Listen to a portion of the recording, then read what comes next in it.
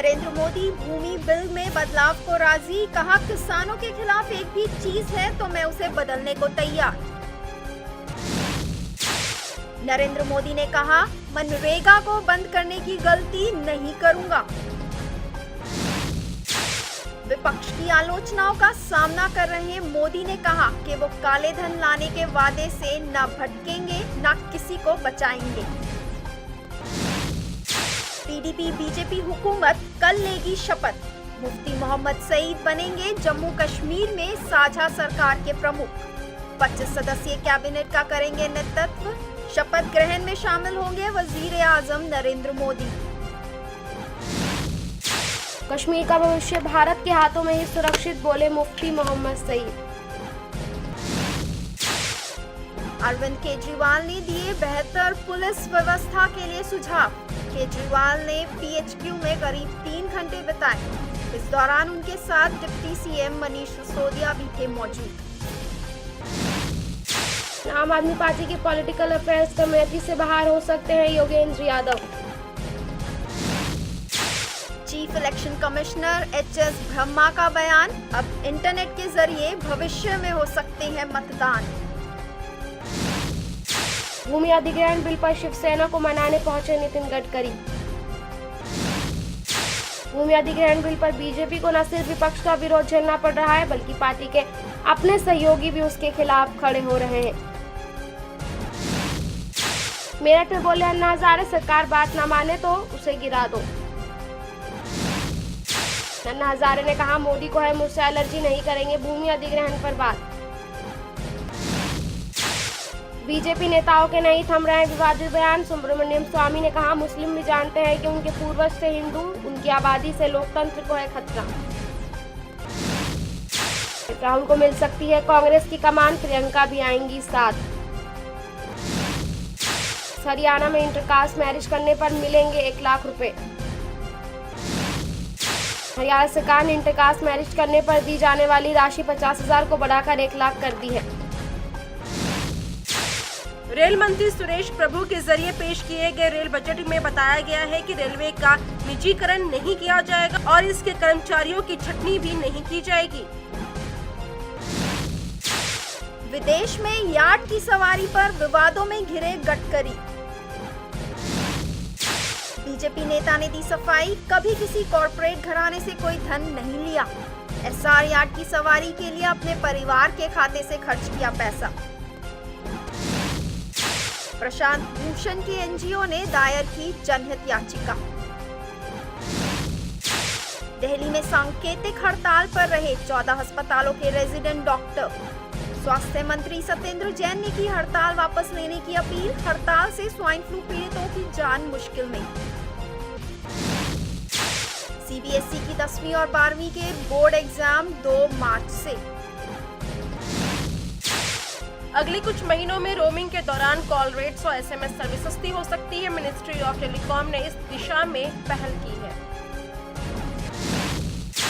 Budget के मौके पर आज बाजार में कारोबार हो रहा है। आज सेंसेक्स और निफ्टी में जबरदस्त तेजी देखने को मिली है। सेंसेक्स और निफ्टी में 0.75% से ज्यादा की मजबूती आई है।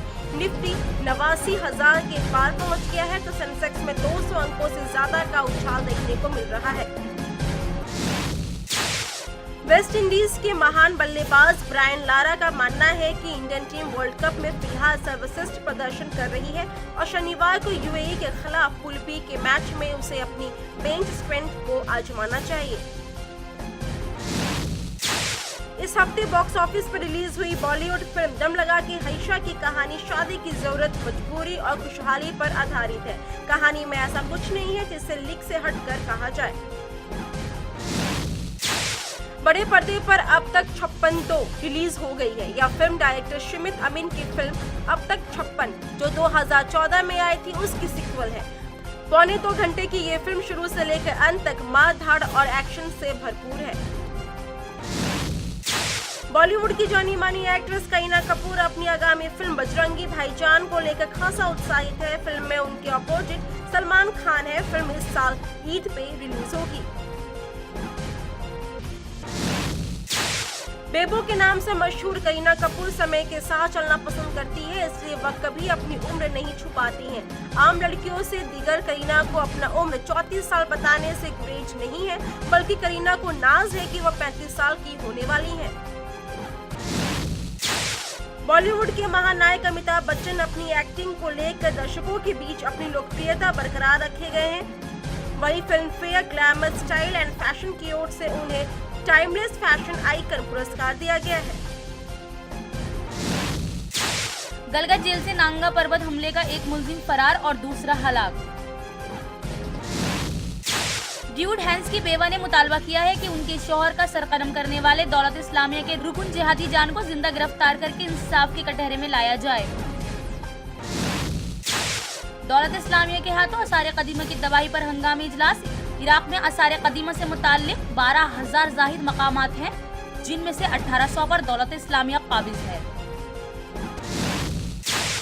उसामा बिन लादेन के एक साबिक मावून को मशरिकी अफ्रीका में अमरीकी सफारत खानों पर 1998 में होने वाले हमलों की मंसूबाबंदी करने का मुजरिम करार दिया। अर्जेंटाइन की कांग्रेस ने मुल्क की इंटेलिजेंस को तहलील करने का बिल मंजूर कर लिया। अमरीकी इंटेलिजेंस एजेंसियों ने गैर मुल्की हुकूमतों और जुराइम पेश नासिब की जानिब से साइबर हमलों को दरपेश खतरात में सरफहरिस्त करार दिया। गाजा की सुरंगों में नई जंग की हो रही हैं तैयारियां। पाकिस्तान की कौमी फिजाई कंपनी PIA ने बांग्लादेश में अपने आला एहलकार को मुबैना तौर पर हरसा किए जाने पर एहतजाजन बांग्लादेश के लिए परवाजों का सिलसिला मुअत्तल कर दिया। पाकिस्तान के कबायली इलाके और कज़ई एजेंसी में अहकाम का कहना है कि एक ज़ेरे तामीर कॉलेज पर होने वाले बम हमले में कॉलेज का एक हिस्सा हुआ तबाह। पाकिस्तान के सूबे बलूचिस्तान के जिले पशेन की तहसील बरशोर में खसरे से 8 बच्चे हुए हलाक, जबकि किला अब्दुल्ला में पोलियो की एक और केस की तस्दीक हुई।